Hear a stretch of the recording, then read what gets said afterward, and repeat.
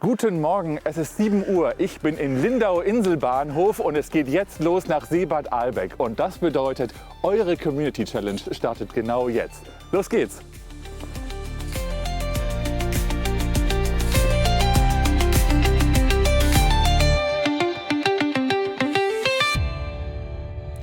Ihr habt abgestimmt und das Ergebnis ist eine extrem lange Strecke durch ganz Deutschland. Insel zu Insel, vom Bodensee bis an die Ostsee auf Usedom. 777 Kilometer Luftlinie.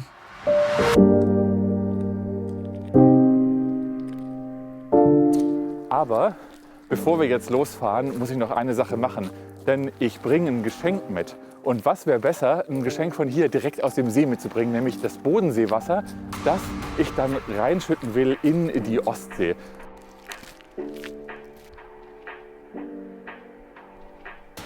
Also so schön, wie es hier am Morgen ist, ja, da muss die Ostsee das erstmal was anderes bieten können. Das sage ich euch. Wir fahren jetzt weg vom Schönen. Vielleicht hätte ich die andere Richtung machen sollen vorher. Jetzt holen wir aber mal das Wasser. Hier ist so eine Stelle, wo man so runter kann. Und da habe ich gedacht, das probiere ich jetzt mal aus. Ich habe so extra so kleine Fläschchen geholt, die fülle ich jetzt auf. Ich bin, glaube ich, tatsächlich der Erste, der hier wahrscheinlich Wasser aus dem Bodensee fischt, um es dann mit dem Zug an die Ostsee zu bringen. Da wäre ich mir sicher, ich bin der Erste. Jetzt ist nicht reinfallen die Devise, weil sonst hat man ein Problem. Also, aha, so, aber ganz knapp ist es so. So, hier. Hallo Bodensee. Extra so eine Plopflasche hier. So. Machen wir jetzt zu. 1.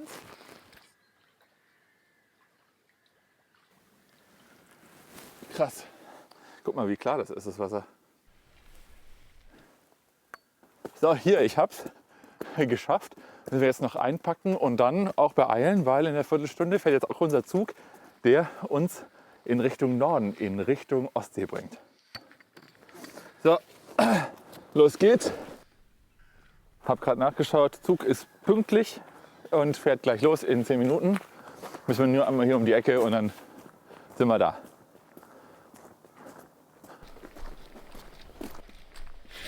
Ui.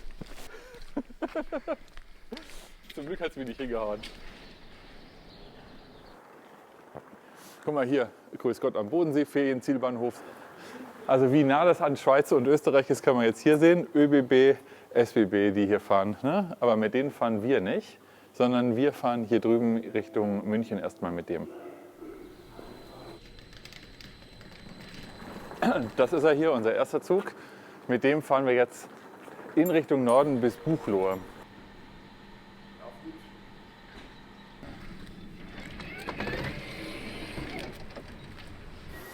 Jetzt muss ich nämlich aufpassen hier mit meinem Bodenseewasser, dass das nicht verschüttet.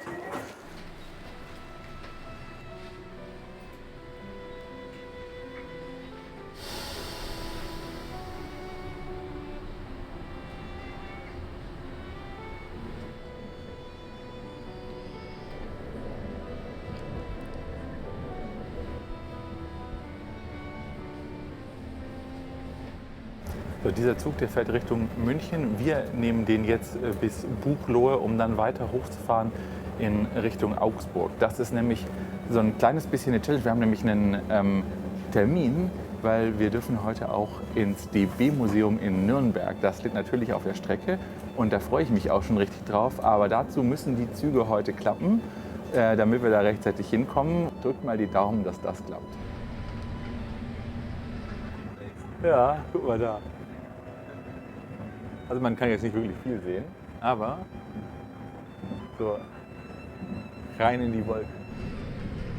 Was für ein wunderschöner Morgen hier im verschneiten Oberschwaben.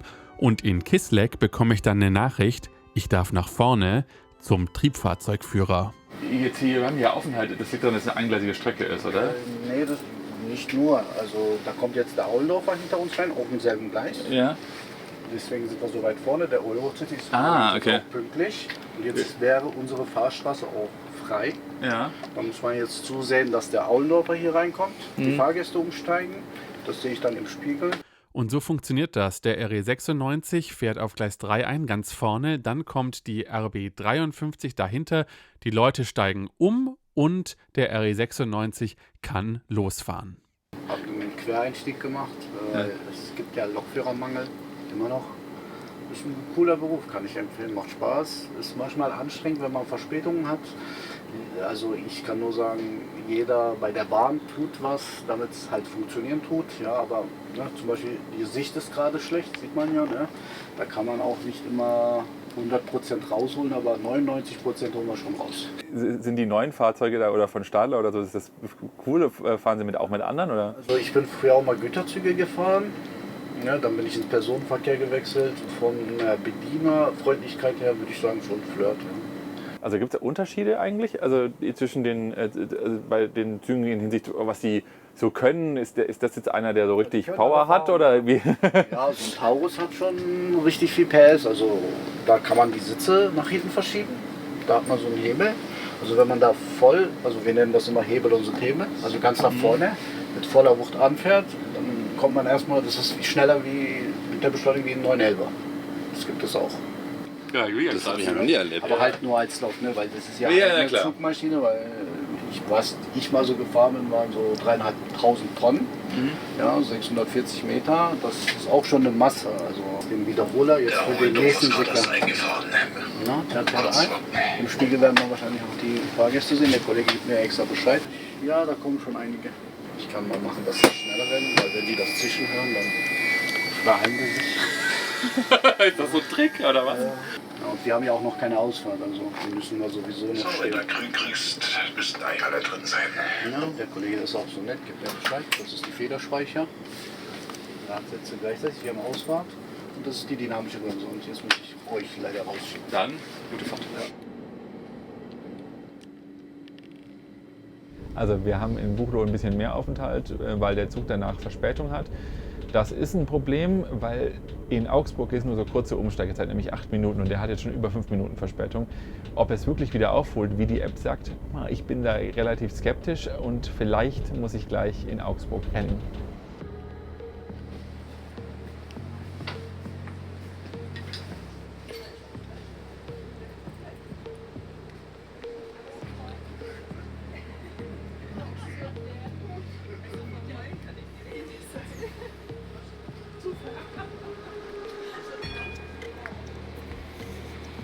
Also wir hätten jetzt eine halbe Stunde hier. Der hat jetzt auch wieder Verspätung gut gemacht tatsächlich doch. Der Zug, den wir gerade geschaut haben, also jetzt nur noch 4 Minuten statt 6. Na gut. Es gäbe einen früheren, eine Regionalbahn, die natürlich länger braucht, aber die unsere Verspätung ein bisschen, die Verspätung möglicherweise einholt. Das überlege ich jetzt halt gerade, ob wir jetzt mit dem RB 77 nach Dings fahren, nach Augsburg fahren und dann dort ein bisschen mehr Zeit haben, aber dafür jetzt hier Buchloe nicht so viel haben. Ich glaube, das ist eine Idee, weil ich traue der Verspätung von dem anderen Zug noch nicht.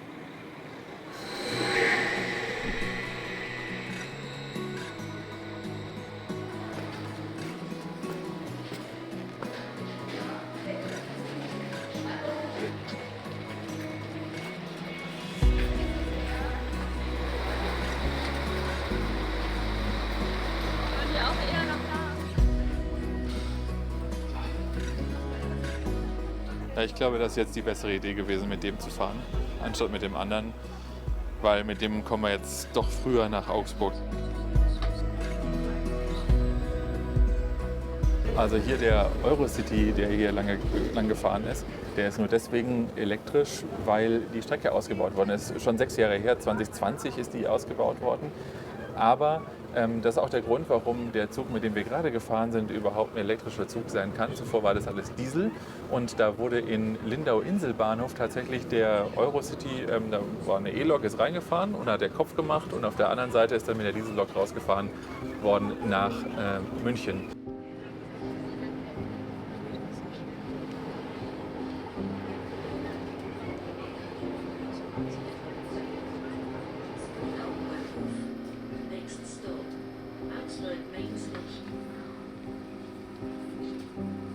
Also es war jetzt ganz gut, dass wir mit dem Zug gefahren sind, weil jetzt ist die Umsteigezeit auch wirklich angenehm und wir schaffen das auch ganz gut.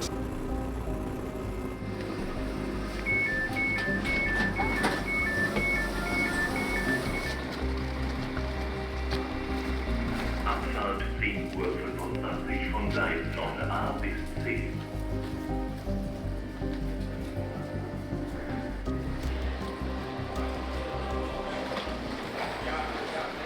Wenn wir jetzt hier schon in Augsburg sind, müssen wir jetzt eigentlich auch das Nationalgetränk, das lokale Nationalgetränk trinken. Und das ist das hier, Spezi. Hier. Die kommt nämlich hier aus Augsburg. So, wie mache ich das am ungeschicktesten? Danke. Nicht gesponsert, aber lecker. Der nächste ist jetzt der Regionalexpress nach Treuchtlingen. Da müssen wir dann nochmal umsteigen, um dann weiter nach Nürnberg zu kommen. Bis jetzt sieht es wirklich ganz gut aus, dass wir rechtzeitig nach Nürnberg es schaffen, um dann ins DB-Museum zu gehen. Da endet nämlich heute eine Ausstellung, die Ausstellung über die Zugtoilette. Und die werden wir uns wahrscheinlich gemeinsam anschauen können. Aber jetzt erstmal hier hoch und nicht in den falschen Zugteil einsteigen. Das ist jetzt wichtig. Ja, das ist ein Doppelstockzug. Und wir gucken mal, ob wir da jetzt nach oben gehen, weil da können wir von oben gucken. Und es scheint noch frei zu sein.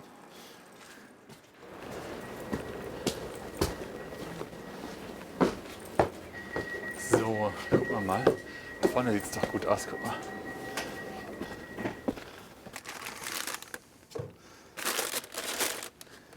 Ist noch was unbeschadet. Also wir sehen jetzt hier erstmal wieder der Zug, der vorhin dran stand. Ja, der wird schon pünktlich da sein, ja, den wir eigentlich nehmen wollten aus Buchloe. Der ist natürlich jetzt verspätet und zwar so, dass wir nur noch ganz knappe Umsteigezeit gehabt hätten. Und deswegen war es die absolut richtige Entscheidung, mit der Regionalbahn zu fahren und nicht in Buchloe zu warten auf den nächsten Zug. Es gibt aus meiner Sicht eine Devise, immer den nächsten Zug nehmen, der fährt. Weil dann kommst du voran. Und wenn du hoffst, dass der andere noch funktioniert und weil der ja in der App steht, dann passiert es halt sehr häufig, dass es nicht klappt.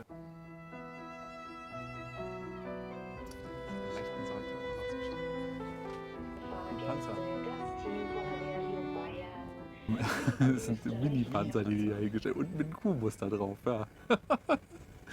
Ich weiß gar nicht, wo der Einsatz ist, aber zumindest im Schnee werden sie ganz gut getarnt, sage ich mal. Hier im Fenster, da kann man so schemenhaft, sage ich mal, erkennen, dass hier so Waben eingraviert sind. Ich habe immer gedacht, das wäre für das Sicherheitsglas, also falls es brechen muss, dass es dann in große Stücke bricht. Aber das ist nicht unbedingt so, sondern das wurde gemacht, um den Mobilfunkempfang zu verbessern, weil diese Scheiben sind beschichtet. Und das hat an ganz vielen Orten dafür gesorgt, dass der Mobilfunkempfang im Zug eben nicht so super ist. Das hier wurde so mit so einem Laser dann da eingraviert und sorgt dafür, dass es eben jetzt durchlässiger ist für den Mobilfunkempfang. Und das ist eine coole Sache.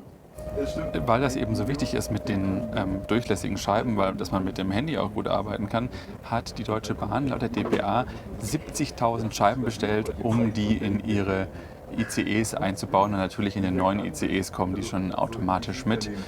Und hier in diesem Zug, auch ein Siemens-Zug wie die ICEs, ist es auch eingebaut, auch wenn der jetzt hier nicht von der Deutschen Bahn ist.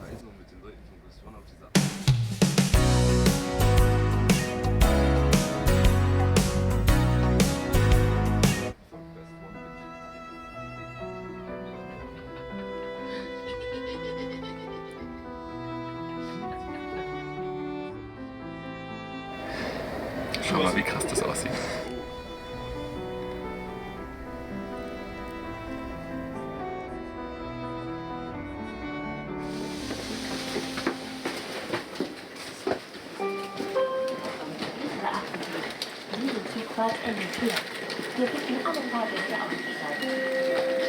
So, jetzt der nächste ist der RB16, Gleis 3 müssen wir da jetzt hin. Geht auch gleich weiter und der hat zwar ein bisschen Verspätung, aber wenn das alles klappt, dann schaffen wir es rechtzeitig ins DB-Museum. Da freue ich mich schon richtig drauf. Und auch auf die Sonderausstellung der Zugklos. Da können wir ja noch mal anschauen, wie das früher mal alles auf die Schiene gefallen ist. Und wie wir froh sein können, dass das heute nicht mehr so ist. Aber jetzt erstmal ab nach Nürnberg. Ja.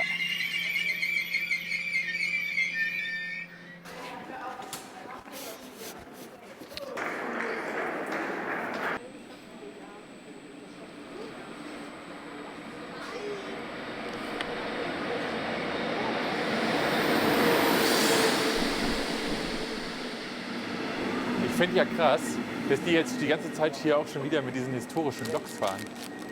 Ist ja wirklich fast historisch, die 111er. Ja, gleich sind wir dann in Nürnberg. Freue ich mich auch drauf, da sehen wir nämlich nicht nur das DB-Museum, sondern dahin müssen wir auch noch mit der Bahn fahren. Und da fahren wir mit der ersten und einzigen fahrerlosen U-Bahn Deutschlands. Was für besondere Bahnen man alle mit dem Deutschland-Ticket erleben kann, dafür habe ich so ein Google My Maps gemacht. Das könnt ihr hier unten finden. Wirklich eine coole Sache. Ich will euch noch kurz was zeigen, nämlich wie wir heute hier fahren. Dafür gibt es ja hier einen wunderbaren Liniennetzplan. Also losgefahren sind wir ja schon hier unten, ne? In Lindau-Insel. So, jetzt sind wir hier hochgefahren, Augsburg, fahren wir hier weiter Donauwörth und dann bis Nürnberg. Und dann gibt es die große Frage, hier DB-Museum, fahrerlose U-Bahn und so, die gucken wir uns hier an. Hier gibt es jetzt dann mehrere Möglichkeiten von Nürnberg, entweder über Bayreuth und Hof Richtung Leipzig oder hier über Saalfeld Richtung Leipzig. Das entscheidet sich dann gleich in Nürnberg. Aber hier kann man es eigentlich ganz gut sehen und wir haben schon richtig was geschafft, wenn man sich anschaut. Hier so die Hälfte von Bayern haben wir jetzt schon rum.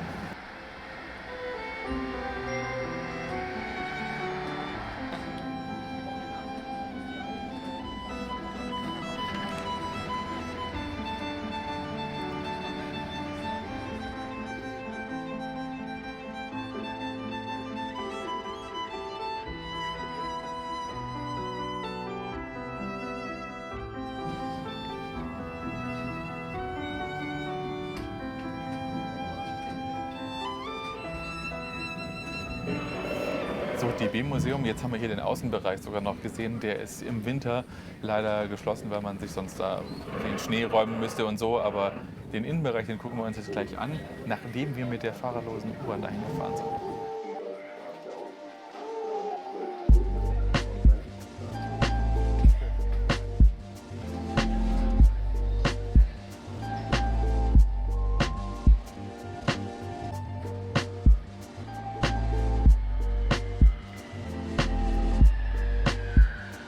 Wir haben gesehen, da ist kein Fahrer drin. Jetzt fahren wir da mit. Eine Station zum DB-Museum. Fahrerlos, aber mit Führerstand? Das liegt daran, dass manche von diesen Zügen gekauft wurden, um sie auch auf der Linie U1 einzusetzen. Die wird nämlich mit Fahrern betrieben, aber es gibt hier auch Fahrzeuge ohne Führerstand.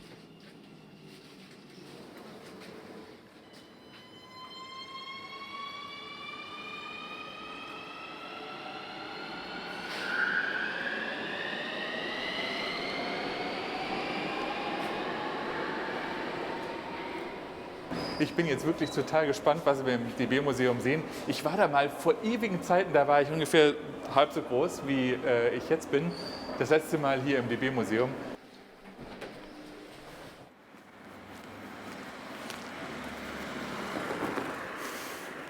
Ah ja, guck mal, hier sind schon Gleise. Hier führt es rein. Und hier, das ist das, was ich gemeint habe. Da haben wir Glück gehabt. Guck mal, verlängert bis 1. Februar. Heute ist der 31. Januar, das heißt, morgen endet das hier und heute können wir es uns anschauen.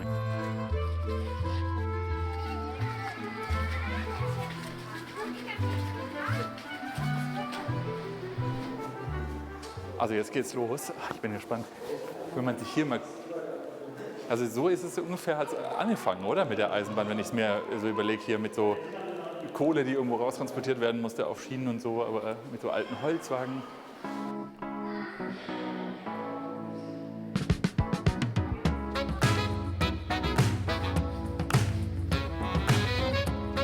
Ich finde hier übrigens spannend, wenn man sich das hier anschaut, ja, wie gedacht wurde am Anfang. Ne? Also das sieht natürlich aus wie eine Postkutsche. Und dann hat man gedacht, ja gut, jetzt nehmen wir die Postkutsche und dann setzen wir sie auf Schienen. Ich glaube, da ging es darum, um das zu bauen, die Strecken. Also hier, guck mal hier, ein Bau der Strecke Treuchtlingen-Donauwörth. Da sind wir heute schon lang gefahren. Hier, da wo das gebaut worden ist, die Bahnstrecke. Durch die sind wir durchgefahren. Ja genau, und offensichtlich wurde das damals so gebaut. Genau, was war das? 1870 ist das gebaut worden dann. Und dann mit solchen Teilen hier. Also, und hier, ist das ein Schienenfahrrad oder was? Nein.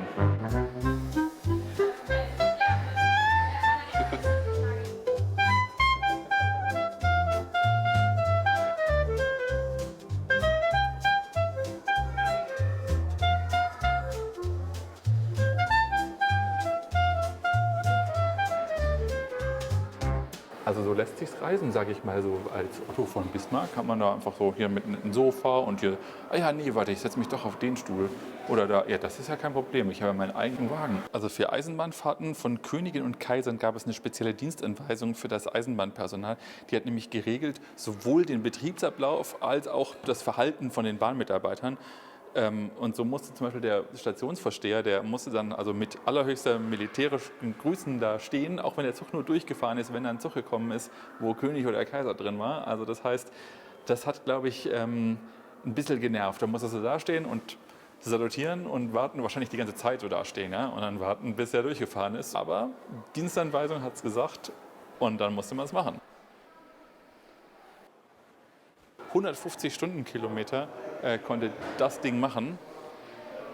Und das bedeutet im Endeffekt, wenn du es dir überlegst, das ist so 160 fahren normale Züge heute auf den normalen Strecken. So, das heißt, es ist gar nicht so viel langsamer gewesen als das, was viele Züge heute fahren. Natürlich, ein ICE kann schneller fahren, ja?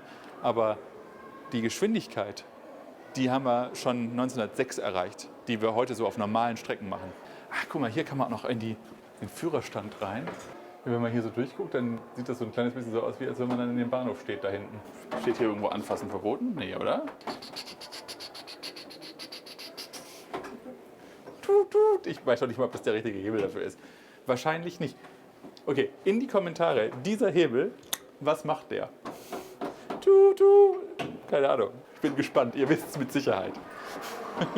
So, und das ist hier das bekannteste Ausstellungsstück, glaube ich, hier im DB-Museum, weil das die erste Lokomotive Deutschlands, die hier zwischen Nürnberg und Fürth gefahren ist. Und hier im DB-Museum in Nürnberg steht sie, aber manchmal geht die auch tatsächlich auf Fahrt. Und ich habe euch jetzt hier Bilder mitgebracht, wie sie in Koblenz im dortigen DB-Museum war. Und so sah das aus, als sie da vorbeigefahren ist, mit Leuten drin und tatsächlich wirklich fährt. Ich weiß nicht, ob dieses Ausstellungsstück tatsächlich fahren kann, aber die DB hat definitiv ein Ausstellungsstück, was selber fahren kann. Wir sind jetzt hier gerade in dem Teil, wo es auch um die Deutsche Reichsbahn in der Hinsicht der DDR-Deutschen Reichsbahn ging. Und ein Wagen, der damals da erfunden wurde und gebaut wurde, der begleitet uns heute, mit dem sind wir auch gerade zum Beispiel wieder gefahren. Und zwar hier diese Doppelstockwagen, die waren mal dann Bombardier und jetzt sind sie Alstom. Aber ursprünglich wurden sie in der DDR erfunden und gebaut, nämlich in Görlitz vom VEB Waggonbau Görlitz. Und so sahen die aus und wenn man sich es anschaut, das ist schon ziemlich ähnlich zu dem, was wir täglich auf den Regio-Strecken der Deutschen Bahn noch sehen. Aber jetzt noch ganz dringend rein in die Sonderausstellung. Wenn du Kaiser warst, ja, dann hattest du eine Schüssel, wo du reinmachen konntest. Also ich weiß ja nicht, ob du das bei dem Typen mit dem Salutieren abgeben konntest dann irgendwo, aber das ist das alte System und das habe ich sogar schon noch erlebt, als ich noch in Zügen war. Nämlich, wenn man gespült hat, ist diese Klappe da unten aufgegangen und dann ist einfach nur alles runtergefallen durch ein großes Loch, runter auf die Gleise. Deswegen war es auch dringend verboten, in Bahnhöfen oder zum Beispiel auf Brücken aufs Klo zu gehen. Das hier scheint das System zu sein, das was wir so ungefähr kennen, nämlich eben diese Waagbogentoilette, die jetzt in allen Zügen drin ist. Nämlich, man setzt sich drauf, man macht es, drückt einen Knopf, es macht und es ist weg und es kommt noch ein bisschen Wasser dazu. Das ist die Nummer und die ist natürlich viel hygienischer, wenn man es trifft.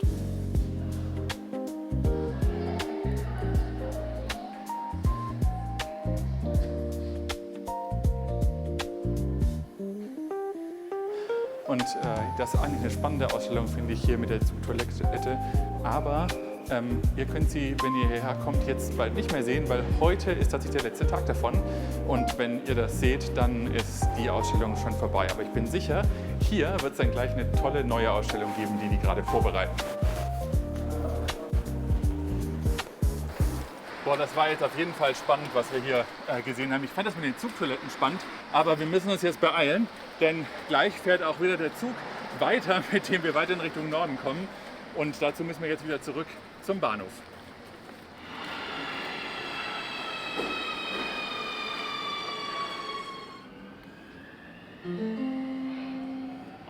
Nächster Halt, Hauptbahnhof. Umsteigemöglichkeit zur U1, zur Straßenbahn sowie zur Regional-, Fern- und S-Bahn. Hauptbahnhof.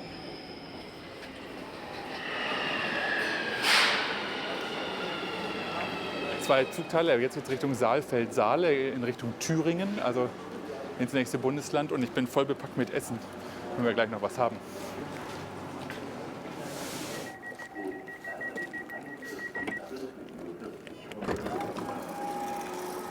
Liebe Fahrgäste, herzlich willkommen im RE 14 nach Saalfeld über Erlangen, Forchheim und Lichtenfels.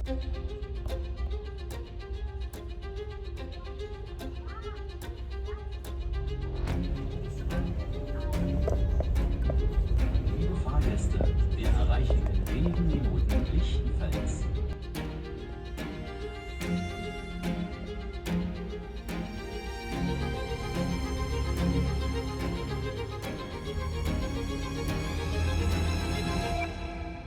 So, jetzt sind wir fast durch ganz Bayern durchgefahren. Jetzt, wenn man jetzt hier so über den Berg drüber schaut könnte, dahinter, da ist dann jetzt auch schon die Grenze in Richtung Thüringen. Unser Zug braucht noch so 20 Minuten, bis er dann tatsächlich über die Grenze drüber fährt. Aber wir haben es dann jetzt fast geschafft, das größte Bundesland Deutschlands, nämlich Bayern, einmal von ganz unten bis ganz oben durchzufahren. In wenigen Minuten sind wir dann im nächsten, nämlich in Thüringen.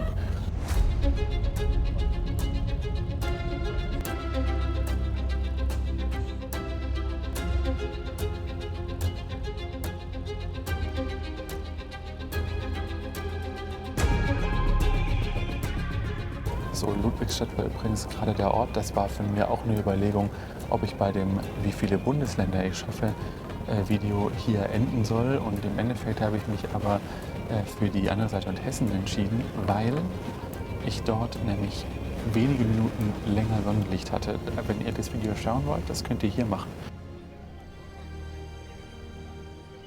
So, noch sind wir gerade in Bayern, aber jetzt noch eine Kurve und jetzt müsste es dann soweit sein.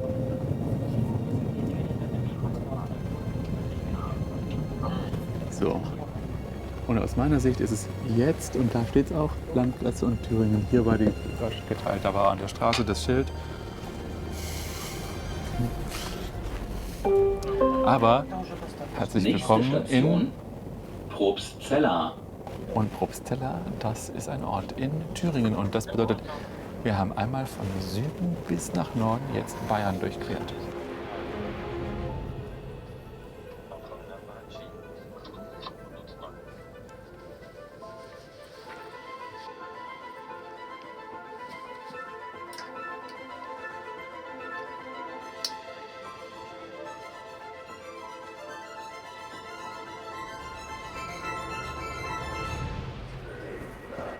So, jetzt müssen wir gucken. Wir gehen jetzt aufs Gleis 2, weil da fährt unser Zug nach Leipzig. Ich war gerade ein bisschen verwirrt, weil hier auch ein Zug nach Leipzig steht. Der ist es aber nicht. Unserer ist der RE 15.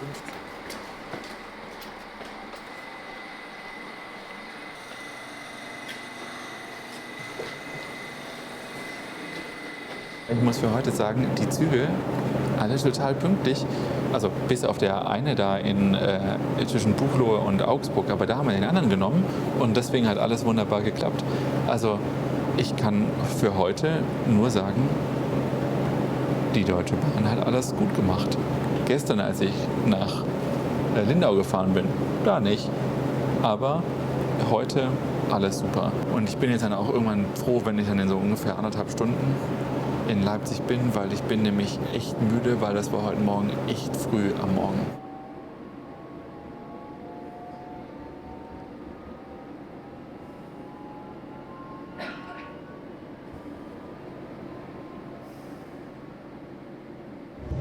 Man kann leider draußen nicht mehr so richtig viel sehen, weil es jetzt richtig dunkel ist, weil es einfach Nacht ist.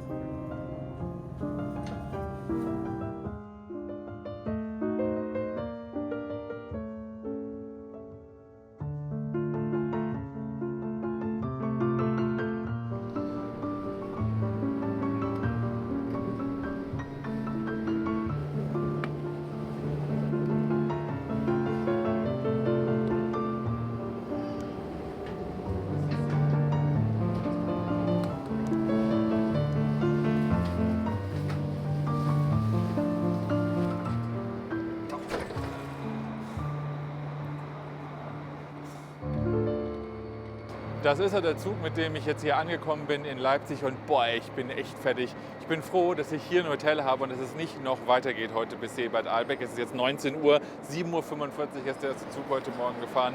Ich bin fertig. Und das war Tag 1 meines Videos in Lindau heute Morgen losgefahren. Jetzt hier Leipzig, morgen geht es noch nach Seebad Ahlbeck.